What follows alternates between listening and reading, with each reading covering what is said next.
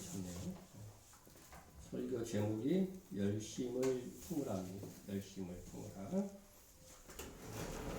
우리 한 주간 동안 아주 우리나라의 코로나19 대응에 대해 19 이 감염이 아주 심각해졌습니다.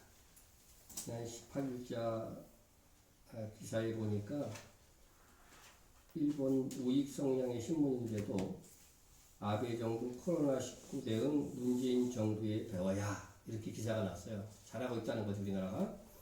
근데 그날부터 시작해갖고 아주 대구 신천지 교회를 중심으로 해서 엄청나게 퍼져나갔습니다. 아무리 예방을 잘해도 우리 교회도 그렇죠. 아무리 예방을 잘해도 한 사람이 들어오면 그냥 퍼지는 것이기 때문에 정말 하나님의 은혜가 작용해야 됩니다. 그래서 우리가 정말 나라와 민족을 사랑하는 마음으로 순전하게 기도해야 됩니다. 순전하게. 구리시 이단 영구 목사님에 의하면 제가 인터뷰한 걸 들어보니까 신천지면 가족이 신천지일 거라고 알 수 있는 확률이 20-30%밖에 안 된대요. 가족도 신천지인지 모르는 거예요. 그러니까 이 사람들이 지금 청도 대남병원이 이만희 형이 거기서 장례식장에서 하면서 장례식을 하면서 거기에 100명 넘게 막 이렇게 퍼진 거 아닙니까? 그러니까 신천지 교인들 중에 상당수가 지금 이미 감염이 되어 있고 이들을 중심으로 해서 점점점 퍼져나가고 있고 청정 지역 제주도도 그렇고 다 이렇게 신천지 여친한테 갖다가 접촉해가지고 다 옮기고 뭐 군대까지 옮기고 지금 그리고 또 인천에서 또 강원도에 있는 분들도 대구 경북 지역 방문자라고 합니다. 이게 참 심각해졌어요. 그래서 우리들이 다행히 우리 시는 지금 아직 한 명도 나타나지 않아서 하나님의 은혜가 있습니다. 그러니까 나라를 위해서 더욱더 기도해야 되겠고 또 이런 것들이 신천지를 중심으로 퍼진다고 하는 것들은 이 나쁜 놈들, 이단 놈들 이렇게 하기 전에 우리가 그들이 번성하도록 내버려둔 우리 한국교회 토양도 반성해야 된다고 하는 것을 생각하고 우리가 책임감 있게 이 일을 위해서 순전히 기도해야 됩니다. 누구를 원망하고 불평하고 그것보다도 우리가 하나님 앞에 기도함으로 하나님의 은혜로 이것이 이제 수그러들고 잠잠해지고 꺾일 수 있도록 위해서 기도해야 될 것입니다. 우리 선착순이라고 하는 말이 있습니다. 그건 먼저 온 사람에게 혜택이 주어진다는 것입니다. 천국도 선착순 그러면 어떻게 될까요? 큰일 나죠, 그거는. 백화점이나 쇼핑센터에서 오늘 하루 1000명에게 물건값을 50% 할인해 준다 그러면 어떻게 되겠어요? 뭐 개장 시작 전에 아주 진을 치고 난리가 날 겁니다. 바로 이런 게 이제 보통 그런 상황인데 지금 요 그림은요 미중 무역 분쟁이 있을 때에 코스트코를 중국에서 이렇게 개장을 했어요 처음. 근데 하여튼 엄청나게 제가 뉴스에서도 봤는데 그 돼지고기를 잡기 위해서 막 그냥 사람들이 손을 내밀고 막 잡아가지고 막 끌고 난리를 피는 걸 한번 봤고 이게 뭐 한두 시간 만에 다 물건이 다 팔려가지고서 금방 닫았다고 하는 그런 유명한 일화가 있습니다. 이렇게 해서 요거는 이제 휴대폰이나 신상품을 사기 위해서 전날 밤부터 줄 서는 사람들. 아이폰, 애플사의 아이폰이 나왔는데 그거 살라고 그 전날 서 있는 걸 지금 이렇게 사진이 나오는 거예요. 애플 스토어가 생기면 정말 우리나라 사람들도 이런 사람들이 많은 걸 보니까 약간 나는 이 정도 약간 미친 것 같아.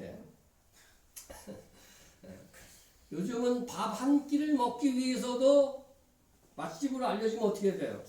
엄청 좋습니다.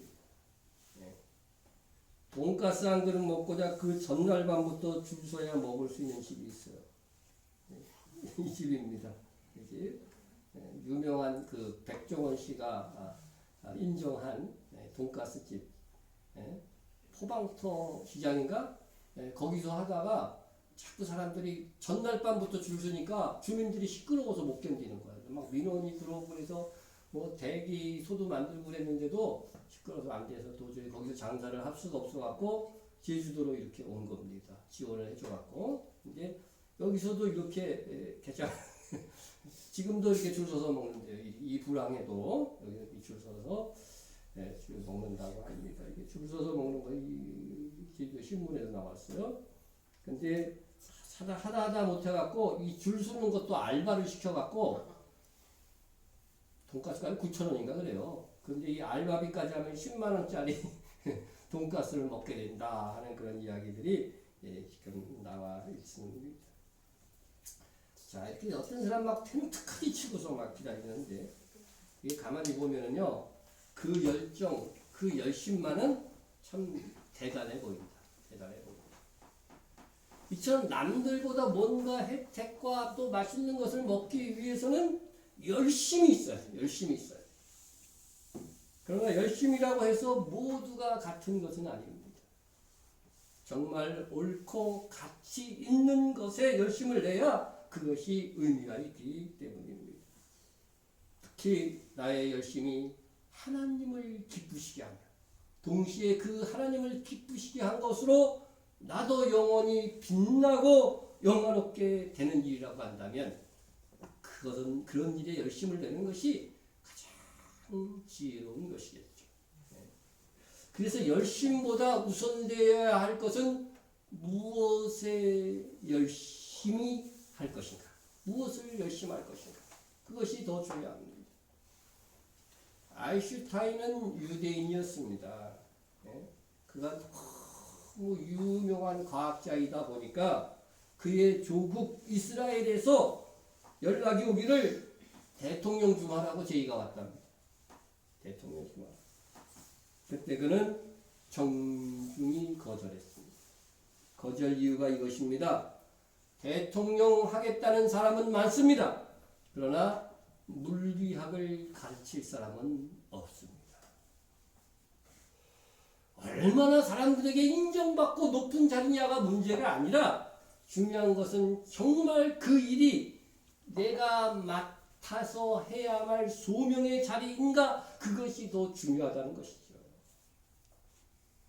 우리나라에서 다 그런 건 하지만 일부 사람들이 자기 분야의 어떤 공적을 이루고 나가지고서 계속 그 분야에서 일해주면 더 혁혁한 성과를 올릴 것인데 유명세를 가지고 정치 세계로 나와갖고 괜히 망신을 당하는 사람들이 있어요. 그래서 우리가 무엇에 가장 열심인가가 중요합니다. 우리에게 정해왔자면 하나님께서 내게 주신 은사의 분야에서 어떻게 돼요? 열심을 가져야 한다는 것입니다. 그러나 모든 그리스도인들이 공동의 목표를 가지고 열심을 품어야 하는 일이 있습니다. 무엇일까요? 오늘 본문에서 바울 사도가 자기 자신에 대해서 이야기합니다. 그는 예수님을 만나기 이전이나 만난 이후에도 참 열심히 살았던 사람입니다. 그런데 예수님을 만나는 후로는 그 열심의 종류가 바뀐 거죠. 우리가 오늘 바울이 예수님을 만나기 전과 만난 이후로 그의 열심이 어떻게 무엇으로 바뀌었는가를 비교해 보면서 우리가 가져야 될 열심에 대해서 살펴보고자 합니다.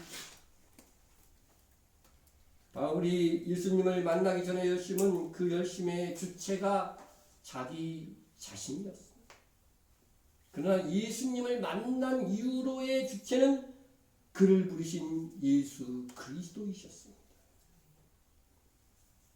우리는 내 생각대로 열심히 하는 것이 있습니다. 누가 뭐라고 하던 마이웨이, 마이웨이. 특히 젊었을 때 청소년들은 더 하죠. 누가 옆에서 뭐라 그래도 마이웨이, 자기 고집을 피웁니다. 내 생각대로 하나님을 섬기는 일에 열심을 내는 것입니다.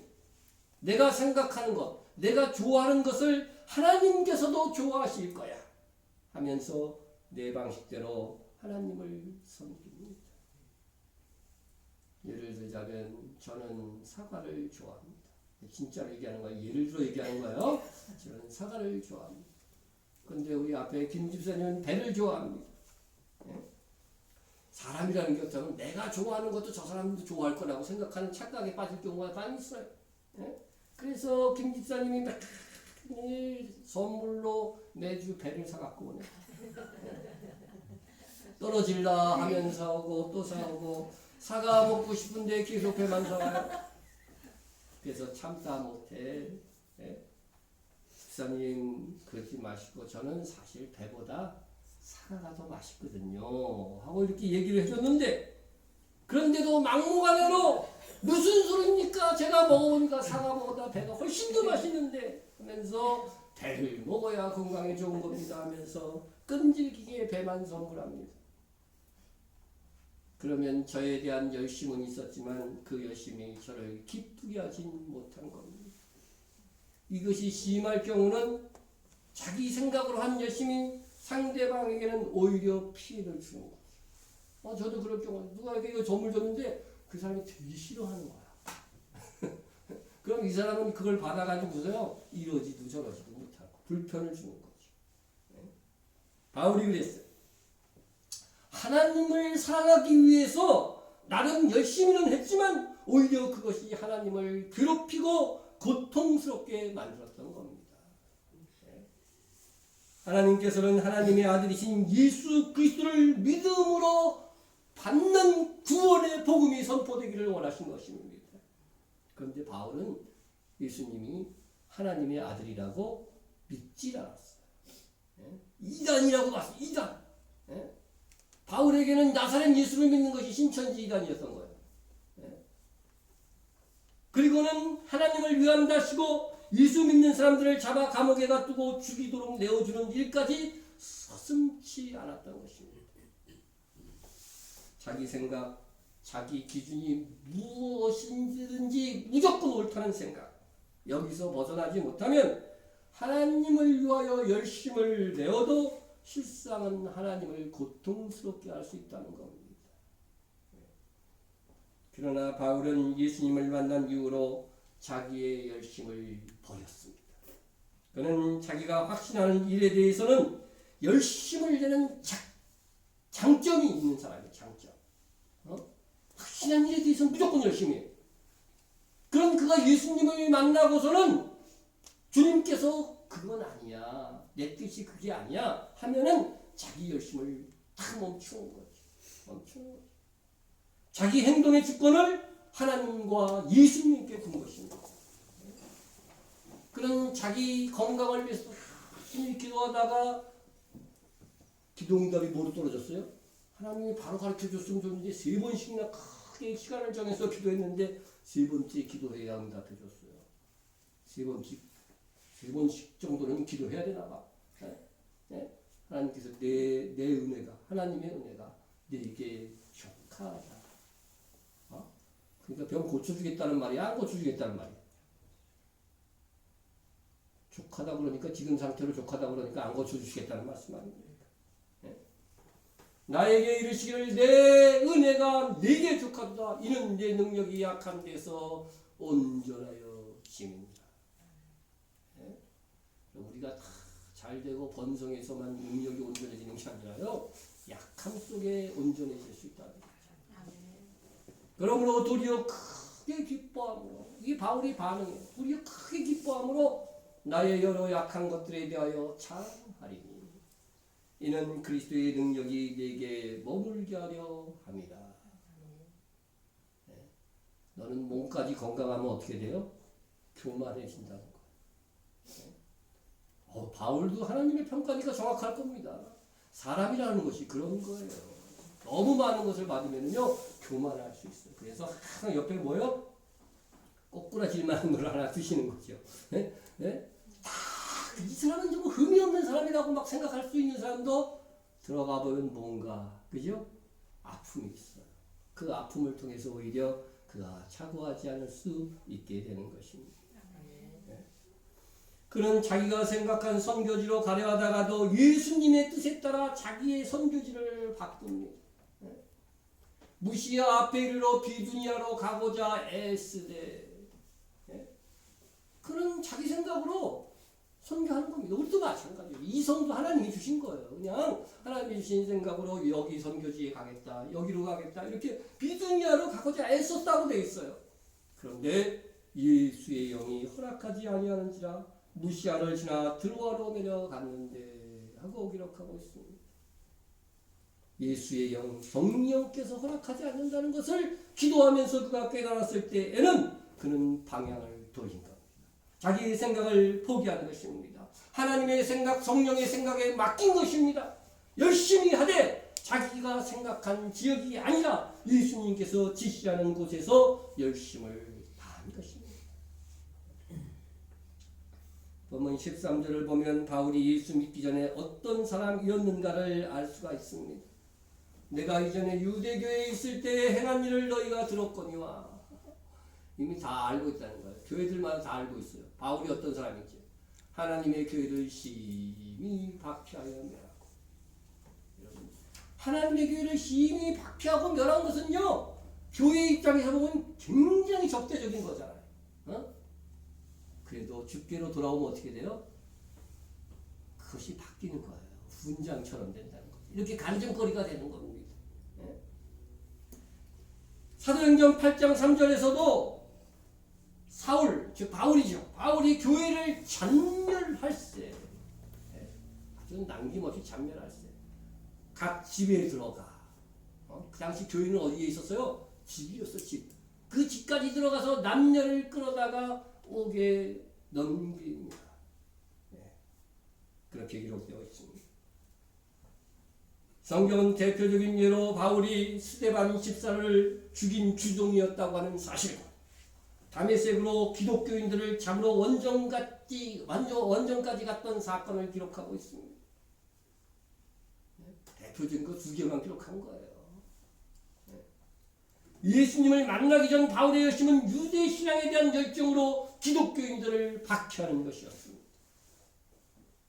본문 14절을 보면 바울은 이전에 자신이 유대교를 지나치게 믿었다. 지나치게 믿었다고 되어 있어요. 빌립보서 3장 5절에서도 바울은 율법으로는 나는 바리새인이요 율법으로 흠이 없는 자로다. 그러니까 바리새인들이 정한 그 율법 잘못된 해석이긴 하지만 그 기준으로 보면 자기는 흠이 없는 자였다는 겁니다. 유대교는 모세 오경 율법서를 중요시하는 그런 신앙을 가지고 있지요. 여러분, 그것 자체는 나쁜 것이 아닙니다. 문제는 그들이 이 율법을 지키기 위해서 그들 나름대로 신앙의 관습을 만들어냈다는 거죠.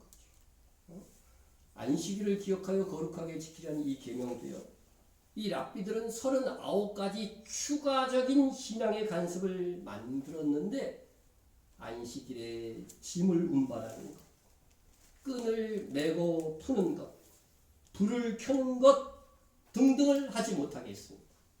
오늘날은 또 현대에 맞게 이 랍비들이 계속 발전시켜 왔는데 안식일에 병 따는 거 못합니다. 유대인들은 바보예요. 안식일 나가면 병도 안 따. 엘리베이터 버튼 누르기 못합니다. 안식일엔 다 열립니다. 매칭이 돼서.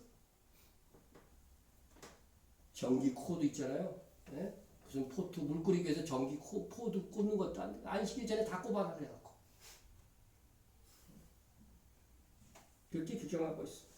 이것이 바로 그들의 유전 전통이라고 하는 것이. 네? 성경에도 이런 일례가 나와 있죠. 예수님의 제자들이 한 번은 안식일에 배가 고파가지고서 밀밭에 들어가서 어떻게 돼요? 이삭을 잘라서 비벼가지고서 먹었습니다. 잘했어요? 못했어요? 아니 남이 밭에 가가지고서 그러면 잡혀갑니다, 우리나라에서. 네. 근데 율법에는 어떻게 돼 있어요? 배가 고프면 밀밭에 들어가가지고서 낫으로 잘라서 먹으면 이거 안 된다. 그러나 배가 고프면 거기서 조금 손으로 따가지고서 비벼서 먹는 거는 괜찮다 하고서 신명기 23장 25절에 보면 있어요. 이게 뭐냐면요.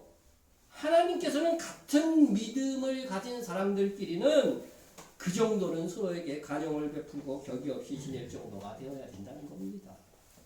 네. 그런데 이를 본 바리새인들은 이걸 보고 난리가 났어. 왜 난리가 났어? 그 행위 자체는 율법에 있으니까 한 말이 없고 그거 안식일에 했다. 응? 그거 밀 이렇게 비빈 거 일이라고. 그것 때문에 지금 난리가 난 거죠. 네. 뭡니까? 안식일에 일하지 말라고 하신 것, 그 계명의 본래 의도를 알아야 될 거 아니에요. 그렇죠? 계명의 본래 의도. 여러분 사람 이상의 법은 다른 법은 없다고 하는 말처럼 모든 계명이요. 그 계명을 지킴으로 사람이 손상된다고 하면 어떻게 하라는 거예요? 사람을 우선적으로 해석해야 되는 거예요. 예? 근데 이 하나님께서 이 안식일에 우리의 욕심 때문에 노동에 막 중독이 돼가지고서 돈 벌려고 하다가 안식을 누리지 못할까봐 주신 법입니다. 안식. 그죠? 쉬는 거예요. 근데 배고파 죽겠는데 그거 배고파갖고 먹기 위한 최소한의 일도 하지 말고 그냥 굶고 있으라고 한다고 한다면 그게 안식이 되는 거예요? 안 되는 거잖아요. 안 되는 거예요. 무엇이 진정한 안식인가 그걸 생각해 보라는 거죠. 배고픈 자에게는 먹는 게 그죠? 먹는 게 안식이에요. 예? 병든 자에게는 어떻게 돼요? 고침을 받는 것이 안식입니다. 예수님이 병 고치는 것도 예수님이 일했다고 난리를 피잖아요. 그 사람들은. 그러나 수십 년을 병자로 살았던 자가 나음을 받는 이것이 진정한 안식이 아니냐고 주님이 가르치신 거예요. 네. 진정한 안식을 취하고자 하는 과정 속에 정말 작은 노동이라도 허용되지 않는 것이라고 한다면 오히려 그것은 안식을 막는 결과를 낳고 말 것입니다. 그런데 유대 랍비들은 안식일에 어떤 경우라도 조금이라도 이래서는 안 된다는 규율을 만들어서 오히려 사람들이 안식을 취하지 못하도록 짐을 지웠다는 겁니다. 예수님이 지적한 게 바로 그거예요. 너희들도 제대로 할 수 없는 것들을 짐을 지어놨다는 거죠. 이러한 바리새 랍비들의 유종과 전통들은 점점 말씀을 굽혀여 나가더니 이제는 성경에서 말씀하시는 하나님을 믿을 수 없도록 하는 단계까지 나아갔습니다. 이렇게 잘못된 해석 전승은 예수님이 오시기 전 BC 500년경부터 시작하여 이렇게 막 축적되다가 지금은 이게 AD 500년경이에요. 500년경. 이게 1000년 동안에 이게 축적이 돼가지고서요. AD 500년경에 63권의 탈무드로 문서화가 됩니다. 근데 탈무드 하면 우리 좋은 인상을 갖고 있죠. 네? 그 좋은 내용만 추려서 그런 거예요. 거기 보면 굉장히 비교적이고 비성경적인 것이 얼마나 많은지 몰라. 네? 유대인들은 성경보다 이 탈무드를 더 많이 배웁니다. 성경과 탈무드가 다르면 뭘 따라요? 탈무드 따라요. 그래서 성경이 본래 말씀하시는 말을 받아들이지 못하게 하는 것입니다. 이 산헤드린에서 공식적으로 나온 문서에 있는 내용입니다. 바리새 서기관들의 이 가르침, 탈무드를 지키는 것이 성경을 지키는 것보다 훨씬 엄중해야 한다. 성경의 율법은 범할 수 있다.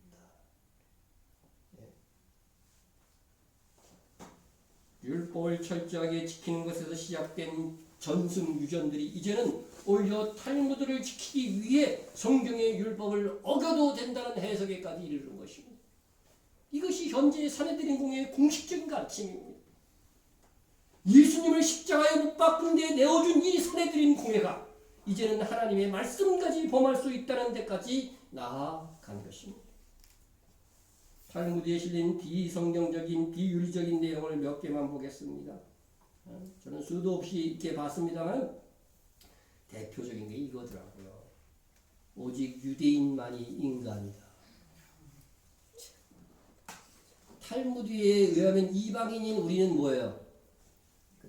인간도 아니에요. 이 모든 이 기준에서 출발하기 때문에 다 문제가 생기더라. 봅시다. 이방인이 이방인이나 유대인을 죽였을 때는 유죄이다. 뭐 당연한 거죠. 그죠? 사람을 죽였으니까. 근데 유대인이 이방인을 죽였을 때는 무죄다. 기가 막히죠. 그러니까 비밀리에 유대인들은요, 이방인 죽이고도 죄책감이 없는 거예요. 탈무드에. 네? 심지어 이런 것도 있어요. 유대인은 이방인을 조종함에 있어 거짓말을 사용해도 된다. 나는 이게 충격받은 게, 이게 이슬람교의 타키야 교리가 있잖아요. 이슬람도 그죠? 이방인들을 속이기 위하여서 그죠? 비이슬람인인 뭐 기독교인이나 다른 그 믿지 않는 사람들을 속이기 위해서 거짓말을 해도 된다는 교리가 있어요. 그게 타키야 교리예요. 근데 이슬람이나 유대교나 똑같아. 보니까 깜짝 놀랐습니다. 네. 랍비 로라 갤러의 말입니다. 유대인은 성경을 문자적으로 읽지 않는다. 우리는 세대에 걸친 해석의 렌즈를 통해서, 이 탈무드 교육이에요. 우리는 세대에 걸친 해석의 렌즈를 통해서 그것을 읽으며 인간이 하나님을 이해하는 데 진화된다는 것을 인식한다. 과거의 하나님과 지금의 하나님을 다르게 인식할 수 있다는 거예요. 그러면서 뭐라고 말하냐면은 탈무드의 하나님은 성경에 나타나는 하나님과 전혀 다르다. 그러니까 우리가 믿고 있는 하나님을 유대교는 믿고 있다고 볼 수 없어요. 그리고 비도덕적, 비윤리적인 거는 차마 말할 수가 없어서 제가 여러분들한테 말을 안 하는데, 그래도 몇 개 말하자면요. 율법은 남의 아내를 간음하는 자는 죽이라고 되어 있지만 유대교는 미성년자나 이방인의 아내와의 간음은 괜찮다고 되어 있어요. 이유는 미성년자나 이방인은 사람의 주의를 갖지 못하기 때문에. 유대인이라도 미성년자이면 아직 사람이 아니다. 성인이 돼야 사람이고. 같은 이유로 만 9세 이하의 남자아이가 음탕한 짓은 죄가 되지 않는다는 거예요. 그러니까 소아성애.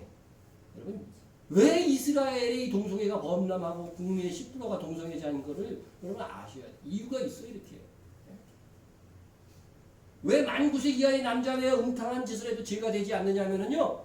이유는 그가 아직 성인으로 간주되지 않았기 때문이라는 거죠. 사람이 아니기 때문에 사람이 아닌 거하고는 아무 상관없다는 거예요. 근데 여자는 또 만 3세 이상이야. 왜 그렇게 기준적이지? 언제 한번 제가 거기 나온 것들을 한번 그거는 영상 안 찍을 때 한번 얘기해 줄까 해요. 너무 지저분한 것들이 많아요. 왜 탈무드를요? 제일 처음에 이 사람들이요, 그 이방인에게 공개되는 것을 막 막았는지를 알 수 있는 대목이 너무 거의 이유를 알 수 있을 것 같아요. 그들은 성경을 잘못 해석하다가 나중에는 진짜 하나님의 말씀과 전혀 다른 해석을 할 뿐만 아니라 음란을 변호하고 정당화하고 하나님의 말씀을 정면으로 대적까지 하는 전승유전을 만들어낸 것입니다. 바울은 과거 진정한 율법이 아닌 이러한 자기 조상들이 만들어낸 유전을 지키는 일에 더욱 열심이었다고 말하고 있습니다. 그러다 보니까 바울의 열심은 하나님과 상관없는 사람의 열심이 되었고 자기 조상들의 열심이 되었고 자기 열심이 되고 만 것입니다. 그러나 바울이 예수님을 만나고 나서 달라졌습니다. 예수님을 만났다는데 안 달라지는 게 이상한 거예요. 그거 믿었다고 볼 수가 없는 거예요. 달라져야 돼요. 네? 본문 15절은 그는 이렇게 말하고 있습니다. 그러나 내 어머니의 태로부터 나를 택정하시고 은혜로 나를 부르시니라. 무엇입니까? 이제 바울의 열심의 이 출발이 자기 조상이나 바울 자신에게서 출발하는 것이 아니라 하나님의 선택과 부르심, 하나님의 은혜에서 출발하고 있음을 알 수가 있습니다. 예수님을 진정으로 만나면요, 이러한 변화가 일어납니다. 하나님이 진정 원하시는 일에 대한 그 강렬한 사모함이 생기고 그것을 위해서 실천하려고 하는 것이죠. 근데 예수님을 믿었다고 하는데 어떻게든지 주를 위해서 살고자 하는 그 열망이 없다면 실제 그는 믿지 않은 사람입니다. 바울의 올바른 열심의 출발점은 하나님의 선택과 부르심에 있었다고 되고 있습니다. 여러분 이게 부르심이라고 하는 것은 반드시 뭐예요? 불러서 사명을 맡겨주신다는 의미를 갖고 있어요. 성경에 보면 그게 나와요. 그래서 부르심의 상이 있는 거예요. 부르심의 상이라는 표현이 있는 거예요. 네. 그런데 바울은 하나님께서 자기를 이렇게 부르셔서 사명을 주신 것을 뭐라고 표현하면 하나님의 은혜다. 일시키는 게 왜 은혜예요? 일시키는 게 왜 은혜예요? 여러분 이 교회에서 일시키면 고마운 줄 아셔. 네? 네. 하나님의 은혜입니다. 네? 여러분 남편을 위해서 밥을 하면서 지겨워하시는 분은 남편에 대한 사랑이 부족해서 그런 거예요. 어이구 은수 그러면서도 그래도 해주면 다행이지. 정말 내가 해준 밥을 가족들이 맛있게 먹는 것을 보면 행복해하는 여자가 진정한 어머니 상입니다. 남편도 가족을 위해서 일할 수 있음이 즐거울 수 있어야 돼 정말 마음속에. 그래야 가족을 사랑하는 것입니다. 그렇듯 우리를 가장 사랑하시고 또한 우리가 가장 사랑하는 하나님을 위해서 무엇인가 할 수 있는 일이 있다면 그것은 큰 행복입니다. 그게 많으면 많을수록 행복합니다. 바울은 하나님을 위하여 교회를 위하여 일할 수 있는 기회가 주어진 것을 더할 수 없는 은혜로 여겼어요. 그러므로 여러분 우리도 주의 일을 할 수 있다면 은혜로 즐거이 감당할 수 있어야 됩니다. 그러면 무엇에 열심히 해야 하나요? 우리에게 여러 가지 은사와 직분이 있습니다. 그런데 이 모든 은사와 직분은 궁극적으로 추구해야 될 열심이 있어요. 이 열심으로 다 모아져야 된다는 거죠. 그것이 무엇이냐면 그것이 바로 복음을 전하는 일. 복음을 전하는 일. 바울이 예수님을 만나고 나서 그 열심의 방향이 어디로 바뀌었습니까? 우리는요 뭔가 열심히 하는 사람 보면 참 아름다워 보이죠, 그죠? 열심히 하는 사람 보면 아름답습니다. 그런데 쓸데없는 일에 열심히 한 사람을 보면 참 치근하게 보입니다. 도박을 열심히 해요. 스포츠에 너무 빠져가지고 너무 열심히 해요. 운동 열심히 했다고 상주실까? 운동을 열심히 하는 것도 아니고 운동 구경하는 일이에요. 목사가 보기에 저거 망하는 길인데 열심히 해요. 한번 그 일에 심취하면요 옆에서 해주는 말들이 귀에 들어와요, 안 들어와요? 안 들어옵니다. 그러면 어떻게 해야 돼요? 내버려둬야 돼요. 방법이 없어요. 나중에 실패하고 나서야 깨닫기 때문입니다. 다만 내버려둬도 그냥 내버려두지 말고 기도하면서 내버려둬요. 목사님 그거 너무 무책임한 거 아닙니까? 어떻게든지 막아야죠. 그래야 그 실패의 쓰라림을 경험하지 않죠. 하지만 충고해도 안 되는 사람은요 안 됩니다. 또 그런 시기가 있어. 거의 안 돼. 긋고 말리다가 나중에 어떻게 돼요? 관계만 악화됩니다. 오래전에 어느 여집사님이 제게 말하기를 남편하고 결혼하려고 할 때에 부모님이 반대를 했대요. 반대를 했는데 너무 극심하게 반대를 한 것인데 적당히 반대를 해가지고 결혼했다는 거예요. 그때 극심하게 반대를 해주었더라고 한다면 얼마나 좋았을까 그러는 겁니다. 제가 말은 못했지만 속으로 그랬어요. 지금 생각하니까 그런 거지. 만약 그때 부모님이 더 적극적으로 반대했더라면 부모 자식 사이에 금가고요. 평생 사랑하는 그 일을 잃었다고 부모가 원망하면서 평생 살 겁니다. 성경에 있는 탕자의 비유를 보면 아버지가 둘째 아들의 가출을 왜 막지 않았을까? 아예 가출하지 말도록 하지 설득을 해서.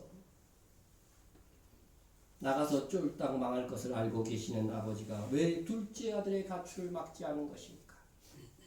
실패하고 나서야 이 아들이 아버지의 품의 귀중함을 알 것이기 때문입니다. 아무리 자식이라도 그거 하지 말라고 지나치게 말리다가요 관계만 더 악화된 채 떠나는 것입니다. 적어도 아버지는 이 아들이 실패하면 아버지의 품으로 돌아올 것이라고 하는 정도는 확신하고 있었습니다. 하나님께서 우리를 그렇게 보신다는 거죠. 그래서 문 앞에서 항상 매일 뭐요? 돌아오기를 기다리는 거. 아직 자녀가 어린 부모는 자기가 자식을 다 컨트롤할 수 있을 것이라고 생각하고 남의 자식을 보고는 왜 저렇게 자식을 키우느냐고 투덜거립니다. 그러나 자식 다 키워본 사람들이 하는 말이 무엇입니까? 남의 자식 두고 함부로 말하지 말라. 투덜거리던 그 사람도요, 자식 내 마음대로 할 수 없다는 것을 자식이 크면 알게 될 것이기 때문입니다. 또 자식이라고 마음대로 해서도 안 되는 것이 있지요. 때로는 어떤 성도의 실패의 과정을 지켜볼 수밖에 없을 때 참 마음이 아픕니다. 그래도 그런 믿음이 있습니다. 그래도 저분은 실패를 겪고 나서 참 새롭게 될 거예요. 실패로 인해서 하나님을 떠나는 것이 아니라 실패를 통해 하나님께 더 가까이 나올 수 있을 거예요. 적어도 믿음을 가졌다고 판단되는 사람들에게는 그런 믿음이 있지요. 그냥 돌아올래, 맞고 돌아올래, 그죠? 그죠? 둘 중에 하나예요. 하나님은 그렇게 오래 참는 분이에요. 뭐 주일날 한 주 빠졌다고 막 그냥 다리 몽둥이를 분지러 놓는다든가 이런 일은 없습니다. 오래 참으시고 기다리시는 분이시에요. 그러나 지속하면 더 중요한 것이 뭐예요? 쉽게 돌아와 하늘의 상을 쌓아가는 것, 하나님께 예배하는 것이 더 중요한 거죠. 그래서 어쨌든 돌아온 자식을 새롭게 됩니다. 아버지는 기다렸고 그래서 탕자는 결국 어떻게 돼요? 돌아오잖아요. 돌아옵니다. 아버지가 가서 끌고 왔나요? 돌아오잖아요. 믿는 하나님의 자녀는요 돌아오게 돼 있어요. 그 안에 누가 계셔요? 성령께서 계시잖아요. 여러분 그렇게 돌아온 자식은 그때부터는 아버지를 기쁘시게 하는 일에 열심을 냅니다. 여러분 열심히 사는 것도 중요하지만 하나님이 주신 열심이어야 합니다. 하나님을 기쁘시게 할 수 있는 열심이어야 합니다. 하나님의 말씀에 저촉되지 않는 그러한 열심이어야 됩니다. 교회 일이건 생업이건 다 열심히 하세요. 그런데 기준은 하나님의 말씀 안에서입니다. 본문 10절에서 왜 하나님께서 바울에게 예수님을 만나게 하셨는가 그 이유를 밝히고 있습니다. 그의 아들을 이방에 전하기 위하여 그를 내 속에 나타내시기를 기뻐하셨을 때 바울이 예수님을 만나게 된 이유는 그의 아들이 누구예요? 예수님을 이방에 전하게 하기 위해서라고는 해답을 주고 있습니다. 바로 이것이 예수님을 만난 이후 바울의 열심이 되었습니다. 그 일을 위하여 그는 남은 평생을 바쳤어요. 진정 예수님을 만난 사람들은 그 좋은 예수님을 전할 수밖에 없어요. 때로는 바울이 장막을 깁는 생업에 종사하기도 했지만 그것도 뭐였어요? 이방인에게 복음을 전하기 위한 하나의 수단이었어요. 수단. 여러분 예수님을 만났습니까? 그렇다면 여러분에게도 바울과 동일한 복음 전도의 사명이 주어진 겁니다. 그것은 교회의 사명. 우리가 비록 바울과 같이 직접 선교사로 나서는 것이 아닐 뿐 우리는 바울과 같은 선교적 목표를 가지고 함께 동력하는 사명자가 되어야 합니다. 여러분 선교사입니까? 아닙니까? 선교사입니다. 나가는 선교사가 있다면 우리는 보내는 선교사. 네. 그런 의미에서 우리는 다 선교사입니다. 교회의 일은요 어느 한 사람의 힘으로 다 이루어지지 않도록 만들어놨어요. 모든 성도가 힘을 모아서 일하게 되어 있습니다. 우리는 보내는 선교사입니다. 우리가 예수를 믿음으로 구원을 얻는 것이 다가 아닌 것입니다. 동시에 우리에게는 일꾼의 사명이 주어지는 것입니다. 모든 것이 하나님께로부터 났으며 그가 그리스도로 말미암아 우리를 자기와 화목하게 하시고. 여러분, 하나님과의 사이는 누구 때문에 화목해졌어요? 예수님 때문에, 그리스도 때문에, 그분의 죄를 대속하는 은혜 때문에 화목하게 하시고 또 있어요. 또 네? 하나님과 우리가 화목하게 된 우리의 사명에 의해 또 우리에게 화목하게 하는 직분을 주셨으니 다른 사람에게도 나처럼 하나님과의 교제, 하나님과 화목한 관계로 다른 사람을 만들어야 되는 이런 사명이 우리에게 주어져 있다는 거예요. 우리가 이 일에 열심을 가져야 해요. 물론 여러분이 가진 개인적인 일이라도 열심히 하십시오. 그러나 이 모든 열심이 우리가 예수님을 만남으로 보게 된 이 복음 전도의 직책을 감당하기 위한 것으로 모아져야 합니다. 나의 비전이 이것과 상관이 없으면요 의미가 없어요. 주님 오실 때 상 받을 게 없어요. 제가 네모난 수박 말씀드린 적 있죠. 네모난 수박. 기억력이 좋은 사람들은 기억하실 거예요. 일본 젠시라는 곳에서 시작된 네모난 수박, 세모 하트 수박까지 있습니다. 네모난 수박 못 보신 분을 위해서라도 보여드리겠습니다. 신기하네. 세모 수박, 하트 수박. 여러분이 같은 값이라고 한다면 둥그런 수박과 네모난 수박 중에서 어떤 것을 사시겠습니까? 왜? 왜 세모나 네모난 수박을 원할까? 그것은 냉장고에 보관하기가 일단 편합니다. 잘라 먹기도 무척 편합니다. 그럼 이 네모난 수박은 어떻게 자라는 것입니까? 종자가 다른 것입니까? 종자는 똑같습니다. 그죠? 네모난 유리병이나 틀 안에다가 이 열매를 놓아두면 그 틀에 맞춰서 이렇게 자라는 거죠. 그냥 놔두면 둥글게 자라야 될 이 수박이 네모난 용기에 넣어졌기 때문에 네모로 자랐다는 사실을 생각해보면 재미있는 일입니다. 수박이 그냥 놔두면 둥글게 자라지만 네모의 환경을 조성해주면 더 상품 가치가 있는 네모 수박으로 자라듯이 우리의 신앙과 우리의 열심도 마찬가지입니다. 우리는 늘 성량이 빗나가려고 하는 성량이요 마음속에 내재되어 있어요. 한쪽으로는 하나님의 뜻대로 살기를 원하죠. 또 한쪽에서는 우리 육신의 죄성이요 빗나가려고 하는 경향들이 있어요. 성경이 말하는 것은 우리 마음이 결국 선하지만은 않다는 것입니다. 우리가 순수하게 신앙생활에 열심을 냈다가도 살다 보면 내가 인정받고 내가 부하게 되는 일에 열심을 내고 진정 주님이 기뻐하시는 일에는 열심을 내지 못하는 경우가 허다합니다. 그러므로 네모 수박을 만들기 위해서 네모의 환경을 만들어야 하듯이 우리도 영적인 환경을 만들어야 합니다. 계속해서 경건의 훈련을 하고 자기 몸을 쳐서 목종시키고 말씀을 진지하게 듣고 묵상하면 그리고 기도하는 그 꾸준함이 있으면 우리가 정말 하나님의 말씀에 맞는 삶의 틀로 가게 된다고 하는 것입니다. 우리가 매일 하나님의 말씀을 묵상하면 그 말씀이 우리의 삶을 지배하게 되고 우리를 좀 더 예수 그리스도를 닮아가게 합니다.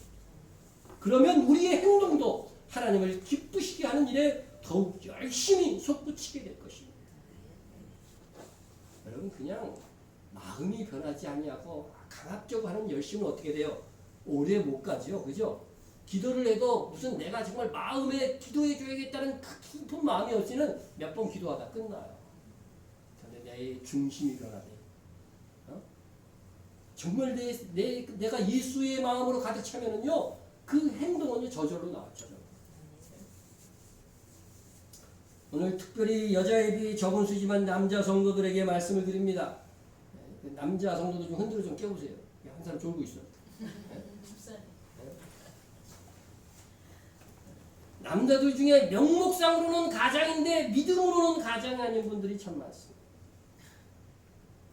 교회에서 남자들이 살아야 교회가 삽니다. 네. 네.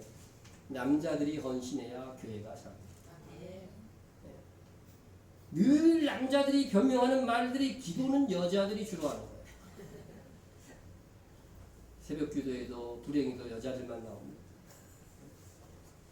대체로 여자들이 기도를 많이 하는 것이 사실이지만 어디 성경에 나타난 신앙의 인물들이 대부분 남자들인데 그 중에 기도하지 않던 사람이 있었던가요? 네? 기도는 주로 여자들이 하고 남자는 여자의 기도에 힘입어서 행동하는 거야. 아주 그냥 정당화를 시켜도 비겁한 핑계입니다. 여러분 세계적으로 기도의 사람으로 알려진 위인들 다 남자예요. 5만 번 응답받았다고 하는 누구요? 조지 뮬러. 예? 그리고 기도의 사람 하이드. 제가 기도에 대한 책 읽은 책들에 다 이 주인공들은 남자예요. 예? E.M. 바운즈. 예? 다 남자들이에요. 평신도이지만 기도의 사람이 되어서 위대한 업적을 다룬 사람들이 한둘입니까? 아브라함 링컨 역시 기도의 사람이었어요. 발명한 에디슨 성직자 아닙니다. 얼마나 연구한다고 바빴겠어요. 예? 전기 발견하는데 3,000번 이상씩 필요를 했다는데 예? 그는 연구실에 있는 시간보다 기도실에 있는 시간이 더 많았다고 고백하고 있어요. 예? 다 남자. 남자 성도 여러분 각성합시다. 고개 숙이지 마시고 저분 고개 좀 들어. 그래도 고개를 숙이는 사람은 양심이 있는 거예요. 각 분야에서 보면 여자들이 평균적으로 다 잘해요. 그런데 최고로 잘하는 것은 희한하게 남자인 거는 나는 이 하나님이 그렇게 하셨다는 생각을 들고 있어요. 세상에서 요리 잘하는 사람은 거의 다 여자겠죠? 그죠? 근데 최고로 잘하는 사람들, 셰프들은 보면 다 누구예요? 남자. TV에 나오는 사람 다 남자들이야. 여자 한 명 있어. 이 누구 있어. 그지? 말을 흉내를 못 내겠네. 뭐라 그러죠, 그 여자가? 하여튼 그랬어요. 여러분, 하나님 앞에서 최고의 남자, 상남자가 됩시다. 남자도 아무도 안. 하나님 앞에서 최고의 남자가 됩시다. 그러면 여자들도 덩달아 열심을 내고요. 행복해요. 네. 우리 교회에서 남자들이 열심히 하면 여자들이 하는 건 너무 행복해할 것 같아요. 남자간 여자간 우리는 다 주님의 군대입니다. 주님께서 부탁하신 선교적 사명을 가진 교회의 일원입니다. 우리가 하나님의 영광을 위해 산다는 인생의 목표는 잘 압니다. 그러나 강론으로 들어가서 구체적인 삶에서 하나님의 영광을 위해 무엇에 열심을 내야 하는지 그것에 대해 너무 약해. 우리에게 주어진 생업도 중요합니다. 일하지 않는 자는 먹지도 말라는 엄중한 말씀이 있습니다. 그러나 우리가 우리 자신을 위해 먹고 사는 일에만 바쁘다면 하나님께서 우리에게 주신 사명은 도대체 어디에 있는 것입니까? 땅의 1차적인 열심에서 우리는 하늘의 영광을 얻는 열심을 가질 때 하나님께 더 영광이 됩니다. 그러므로 선교적 목표 아래 여러분이 하는 하나님의 일이 이 선교적 목표 앞에 연결되어 있는가를 한번 생각해 봐요. 여러분이 건강해야 되는 이유도 말이죠. 여러분이 그래도 부족함 없이 쓸 것이 있어야 되는 이유도 말이죠.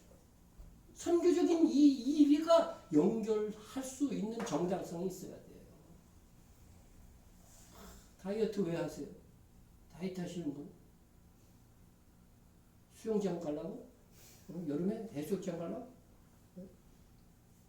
건강해야 주의 일도 열심히 하고 선교도 할 수 있기 때문이라는 이러한 좀 거룩한 목표하고 연결이 뭔가 돼 있어야 된다는 거예요. 모든 일에 마찬가지라는 겁니다. 역사는 주님이 오시기 전과 주님 오신 후로 나누어집니다. 네? 네. 역사가 BC 영어로 뭐예요? Before Christ. 주님 탄생 전이라는 뜻입니다. 네? 그러면 AD라고 그러죠. AD 흔히 서기라고도 하고 AD는 무슨 뜻이에요? 에노 도모니. 에녹도. 네? 네. 이건 주님의 해라고 하는 것이에요. 주님의. AD 1년 하면은 주님이 오신 후 1년 됐다. 2년 하면 2년 됐다. 여러분 역사가 이렇게 예수님의 탄생을 기준으로서 BC와 AD로 갈라져 있는 것은 우연이 아닙니다. 이 세상의 역사를 통해서도 하나님께서 표징을 보여주신 거예요. 표징. 네? 성경적으로 보면 예수님의 오심으로 새 언약의 시대가 열린 것입니다. 예수님께서도 모든 선지자와 율법이 예언한 것은 요한까지니. 요한 이후의 예수님부터는 새 시대, 새 언약의 시작이 되었음을 말씀하고 있습니다. 새 술은 어디에 담아요?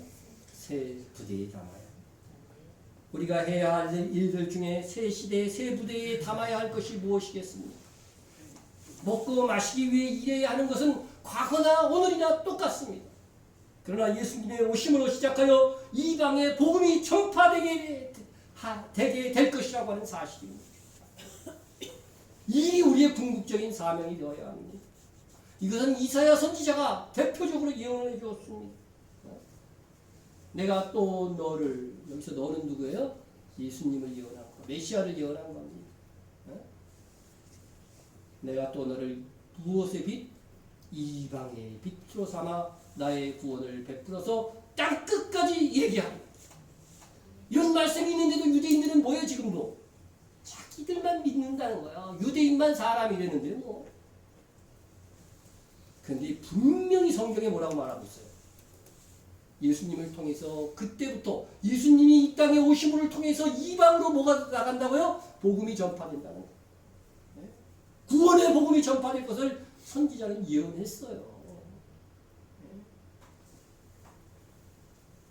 우리는 지금 BC, 비포 크라이스트의 주님 오시기 전의 시대를 살고 있는 것이 아닙니다. 우리는 에노 도모니 AD 예수 그리스도가 오신 이후를 살고 있는 것입니다. 이 AD는 참고로 라틴어입니다. 라틴어. 익숙하지 않죠. 예수님이 오시기 전 BC는 구원이 어디에 머물러 있었어요? 이스라엘에 머물러 있었어요. 그러나 예수님이 오신 이후 AD는 구원이 이방 땅 끝까지 이르는 시대입니다. 그것이 하나님의 구원 계획으로 이미 구약시대부터 예정되어져 있었던 거죠. 그런데 예수 그리스도 이때부터 이방의 빛이 되는 이 사역이 누구에게 맡겨져 있어요? 마태복음 그죠? 28장 18절에서 20절을 쭉 보면 우리에게 맡겨져 있는 거예요. 예수님의 제자는 우리에게 맡겨져 있는 것입니다. 모든 족속으로 제자를 삼아라고 했잖아요. 예수님의 제자들에게 맡겨진 사명은 곧 뭐라는 거예요? 제자된 우리에게 맡겨진 사명이라는 것을 강조하는 겁니다. 우리가 그래서 이 이방 땅 끝까지 이르러 복음을 전하는 것은 우리의 최고의 사명이자 또한 은혜인 것입니다. 그러므로 예수 그리스도께서 오신 이후 새 언약의 시대에 달라진 가장 중요한 두 가지가 있다고 한다면 하나는 취소될 수 없는 구원의 길이 열린 것이고 둘째는 모든 성도에게 주님께서 부여한 땅 끝까지의 선교적 사명이 부여되었다는 것입니다.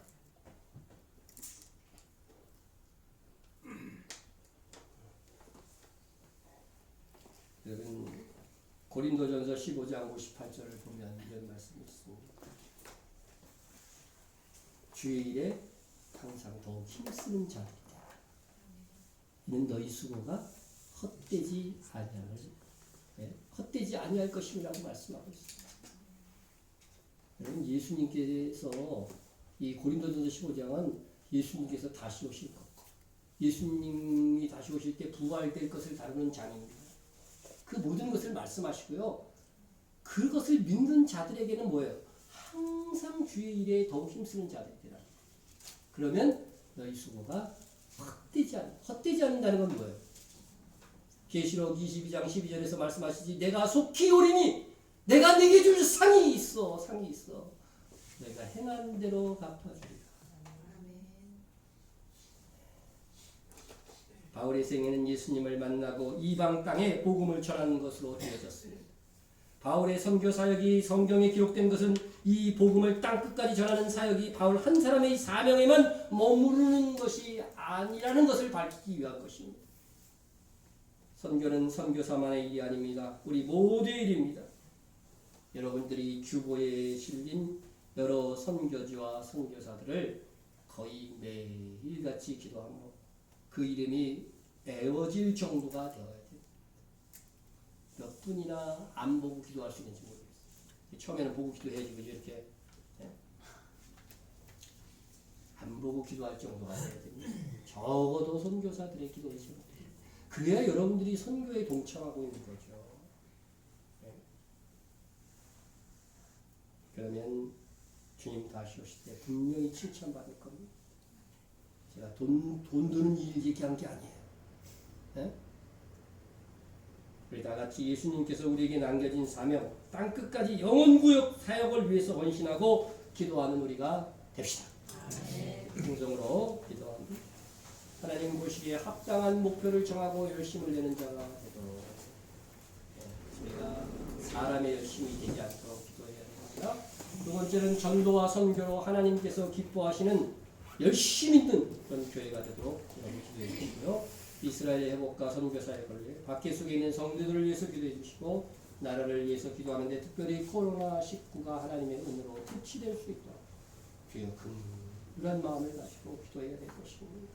또 교회와 목회자와 성도 간의 충돌을 위해서도 기도하시기 바랍니다. 동성으로 기도합니다. 사랑하는 하나님 아버지 감사합니다. 아버지 내가 목표를 정하고 내가 하는 모든 일들이 하나님의 영광을 받으시고 하나님의 뜻이되고 하나님께서 이루시고자 하시는 일이 될 수 있도록 역사하여 주시옵소서.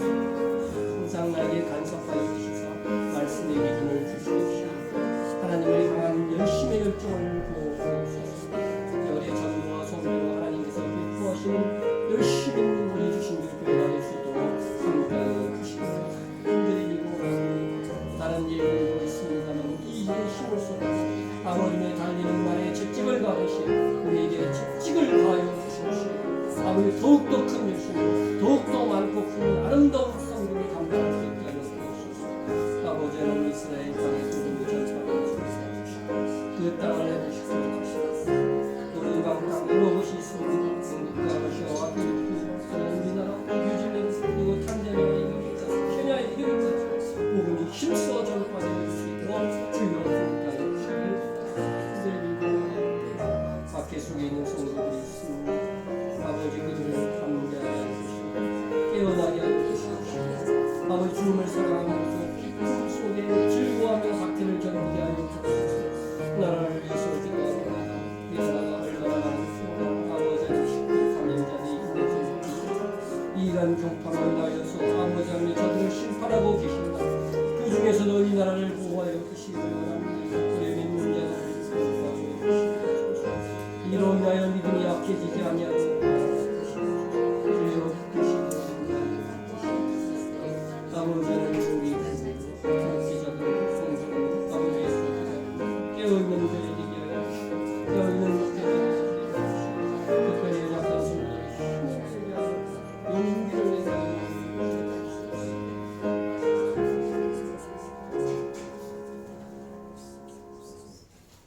우리를 사랑하시기에 쉬지 않으시는 하나님 아버지, 우리를 향한 하나님의 열심을 기억하면서 우리 또한 하나님을 사랑하고 하나님께서 맡기신 일들을 분별하고 열심을 내게 하옵소서.